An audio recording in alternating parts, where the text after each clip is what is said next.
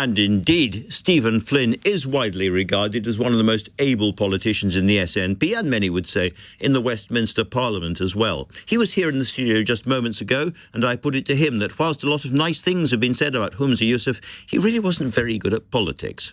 Look, I'll add to those nice things, if I may, Andrew, because he's a really good guy who's acted with integrity and compassion throughout his time in office. He's had to deal with some huge difficulties, some of which have been completely out with his control. And, you know, on some of the biggest issues, child poverty, 100,000 less kids, fewer kids in Scotland in poverty as a result of the budget that he passed. And when it comes to the big foreign policy issues, the ceasefire in Gaza, it was Humza Yousaf who called for that first. He was a leader on these aisles, and I'm just very sorry it's come to this. Can I ask about why it's come to this? Because one of the ideas going around is that the Scottish Greens pursued, as it were, more virtuous, more socially radical policies, perhaps, and pushed those onto the SNP to the extent that the kind of core of Scottish public opinion wasn't quite there. Yeah, and I think, I'm one of the people who's quite happy that the Butte House Agreement was brought to a conclusion. There's disagreements and discussion about how that was done, but I think the core instinct of the First Minister to do that was right, because in order to be successful in politics, your priorities have to align with those of the public.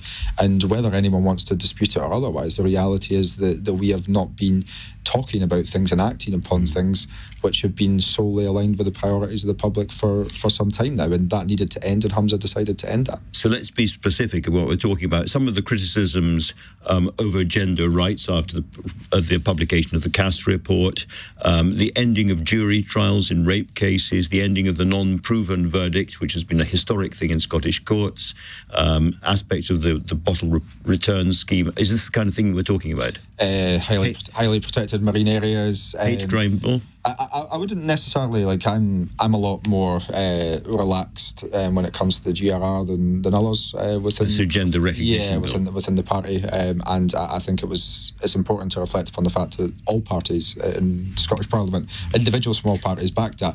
But it's quite clear that when it comes to some of the economic aspects. So the cost of living crisis, Scottish Government decided to freeze council tax. 70% of the population backed that. Yeah, we're having to deal with criticism from the Greens about the decision that we've made when people don't have money in their pockets. That's a pretty bitter pill to swallow. And the Greens are at about 1% in the polls, I think, overall. Are they that high? Okay. I wasn't aware. So there's a question of the tail and the dog there. Yeah, I mean, look, there's obviously been some strong relationships built up, and the reality is that moving forward, people are going to have to act in a grown-up manner in a parliament with a minority government. They're going to have to come forward with proposals, costed proposals, to take things forward.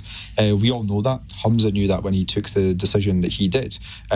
As I say, I think it was the right decision in the interests of the public who want their government to be acting on the economy, on jobs, on the NHS, and on the cost of living. Relations between yourselves as a party and Alba, the smaller independence party. Alex Salmond said this morning that Humza had been on the phone to him at 7 a.m. trying to negotiate a deal to keep him in power.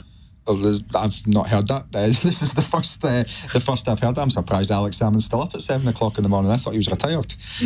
Obviously not. I don't know if that happened or otherwise. I mean, Alex has enjoyed his time in the spotlight for the last couple of days. I think he's probably overplayed his hand and is maybe a little bit sorry about having done so, but I don't know if that happened or otherwise. Because there is in all of this still an argument about how you get to the independence referendum. Alex Salmond wants you to be much more aggressive as a party, and that's one of the things he was trying to suggest to Humza Yousaf. Yeah. So the Alba party, obviously Alex's party, are very strong with the language, but when it comes to proposals, I've not seen anything which would pass muster with the Scottish people yet. If anyone in Holyrood, if anyone in Scottish public society wants to come forward with an easy roadmap, I'd be the first person to sit down and listen to it. And is the problem still that for the Scottish Parliament to simply declare it had the right to have a referendum does not pass the legal standing given the Constitutional Act, and therefore would not be an acceptable way to get independence? Yes, of course, as I understand it. And, we can't operate in a vacuum where we can pretend that the rest of the world is not watching. Because in order to become independent, you need to make sure that you take others with you, both those people in Scotland who disagree with you, but also the wider world who of course would have to endorse it, and particularly the likes of the EU. Now, there's a sort of drumbeat going on at the moment in the background about who might take over. And John Swinney, the much respected former deputy leader, deputy first minister and finance minister, is being mentioned. Or your predecessor, Ian Blackford, mentioned his name. I just wondered what you thought about that as a potential candidate. Yeah, and that drumbeat will continue with me because these are serious times. Serious times require serious politics and serious politicians. They don't come much more serious, better or more experienced than John Swinney. And I sincerely hope that he will listen to the growing number of people who are suggesting that he throws his name into the hat.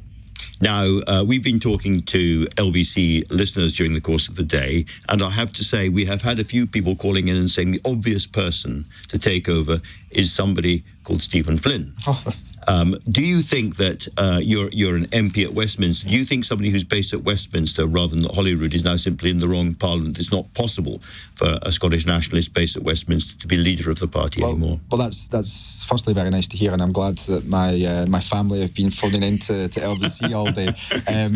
But look, I think it's important, Andrew, and I said this last year when Nicola Sturgeon stood down, that the party leader is in Edinburgh so that they have the ability to become First Minister.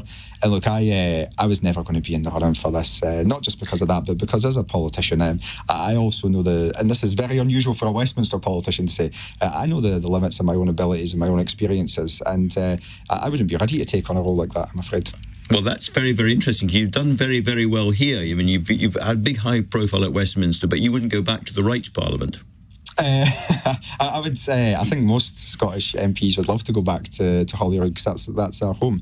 But let's make sure that when we do so, nobody replaces us in Westminster because we're independent. So you're still a young guy. You're not ruling it out forever. No. I mean, I'm only 35. I mean, this will come as a huge shock to listeners and to viewers. But I've got very many years ahead of me. I've got a lot of things to experience, to learn from others.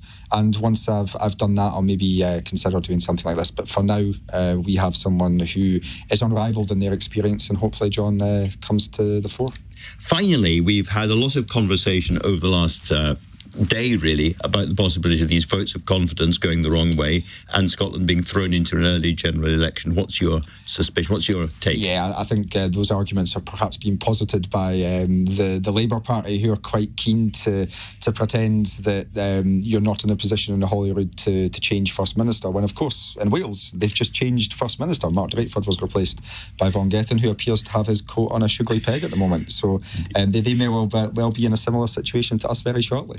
I'm just trying to remember who kept attacking the Tories for changing leaders without elections, and I think it was somebody called Nicola Sturgeon. It was very, very forceful on that subject in the past. And it may well have been me in the not too distant past either, given the chaos we've had in Westminster. But look, as you know fine well, and your listeners would know, you don't elect a Prime Minister in Westminster. In the Scottish Parliament, there'll be a vote amongst MSPs to see who takes on the role. And I would hope that should he be encouraged to take on the role, that John would be able to command support within Holyrood itself.